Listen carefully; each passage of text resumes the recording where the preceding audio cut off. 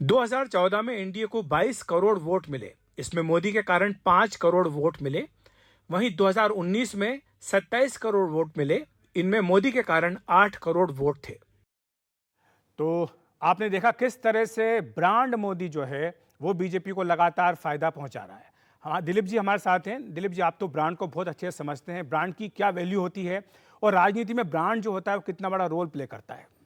देखिए, ब्रांड जो प्ले करता है उसके बारे में मेरे ख्याल में कुछ जनरेशन से पॉलिटिशियंस को जानकारी है, पर ब्रांड मोदी जो है वो एक अलग तरह का ब्रांड इमर्ज किया हुआ है। इसमें मैं दो चीज़ें देखता हूँ। एक तो ब्रांड मोदी जो है वो अपने पार्टी से कई गुना ऊपर चले गए और हर वक्त उनका भी एफर्ट ये है और पार्टी का भी कोऑपरेशन इसमें है कि ब्रांड को बढ़ाते जाए बढ़ाते जाए बढ़ाते जाए। कारण एक ही है कि इससे हमारा वोट परसेंटेज बढ़ रहा है। जब तक वोट परसेंटेज बढ़ते जाए तब तक इससे फायदा है। दूसरा कारण यह है कि ब्रांड मोदी के साथ साथ ब्रांड मोदी ने ही इंडिया ब्रांड भी एलोकेट किया गया। तो उस एलोकेशन में जब इंडिया आगे बढ़ता है तब भी ब्रांड मोदी उसका फायदा ले सकता है और उसको मोदी जी आगे खींच भी ले सकता है। जैसे स्पेस प्रोग्राम लीजिए, स्पेस प्रोग्राम से ब्रांड इंडिया का बढ़ोतरी हुआ है, पर ब्रांड मोदी ने उसका बेनिफिट लेके अब ब्रांड मोदी उससे आगे बढ़कर उसको खींच रहा है कि मैं और भी करूंगा स्पेस प्रोग्राम। लेकिन ये डबल एज्ड स्वॉर्ड नहीं है कि जब ग्लोबल रैंकिंग्स कई इस तरह की आती है जिसमें भारत की तस्वीर धुंधली दिखती है या लगता है कि कई देशों से भारत पीछे है, तो फिर उसका असर ब्रांड मोदी पर भी पड़ता है?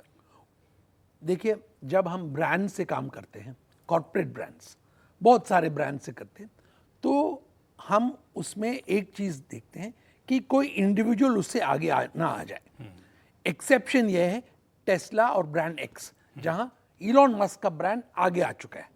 तो जब टेस्ला में कोई प्रॉब्लम होगा तो इलॉन मस्क पे भारी पड़ता है। तो उसी तरह रिस्क है, पर सारे देशों को यह पता है कि ये इंडिया का डिकेड या सेंचुरी है, तो इसमें रिस्क कम हो गया और ये रिस्क समझ के ही ब्रांड मोदी उसको खेल रहे हैं। अमिताभ जी, आपको क्या लगता है कि जो मोदी बनाम बाकी, यानी मोदी वर्सेस रेस्ट जो बीजेपी की स्ट्रेटेजी है, क्या इससे बीजेपी को फायदा हुआ है? जी, ऑफ कोर्स अगर लोकसभा चुनाव की बात करें तो लगभग 37% लोग जो हैं वो प्राइम मिनिस्टीरियल चेहरे के ऊपर वोट करते हैं और हमने काफ़ी एक टीना फैक्टर के बारे में सुना है, देयर इज़ नो ऑल्टरनेटिव। तो अगर सामने कोई ऑल्टरनेटिव नहीं है लीडर इनके लेवल का, इनकी बड़ी कद का, तो क्या होता है कि ये 37% जो लोग हैं उनके पास कोई ऑप्शन नहीं दिखता है प्राइम मिनिस्टर मोदी को छोड़ करके। अब अगर बीजेपी की बात करें तो पिछले चुनाव में हर 3 में से 1 वोटर जिसने भाजपा को वोट किया उसने सिर्फ इसलिए किया क्योंकि prime minister Modi prime ministerial candidate थे। ये लगभग आप समझ लेते हैं कि लगभग 8 साढ़े 8 करोड़ वोट जो बीजेपी और एनडीए को मिले वो ब्रांड मोदी की वजह से मिले और एनडीए से जो लीड थी भाजपा की वो 11 करोड़ की है। यानी 77% ऑफ लीड जो बीजेपी एंजॉय करती है कांग्रेस के बनाम, वो सिर्फ मोदी की वजह से है। और ये नंबर, अब सवाल ये है, बहुत बड़ा सवाल है और सर से भी आप इस पर डिस्कस करें कि किसी भी ब्रांड में 4 स्टेजेस होते हैं नॉर्मली, जो हमने मार्केटिंग में पढ़ा है। तो इंट्रोडक्शन, ग्रोथ, मैच्योरिटी, डिक्लाइन।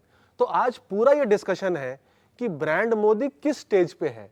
कुछ लोग कहते हैं डिक्लाइन स्टेज पे है, कुछ लोग कहते हैं मैच्योर हो गया है, कुछ लोग कहते हैं अभी भी ग्रोथ स्टेज पे है, अभी भी पूरा ग्रो नहीं हुआ है। और सी वोटर का एक सर्वे है जो कहता है कि भाजपा को जो लोग वोट कर रहे हैं उसमें से आज 44% लोग सिर्फ मोदी के नाम पे वोट कर रहे हैं और 2019 में नंबर 32 था। यानी ये बढ़ा है लगातार बढ़ रहा है पिछले 5 चुनावों में। बिल्कुल।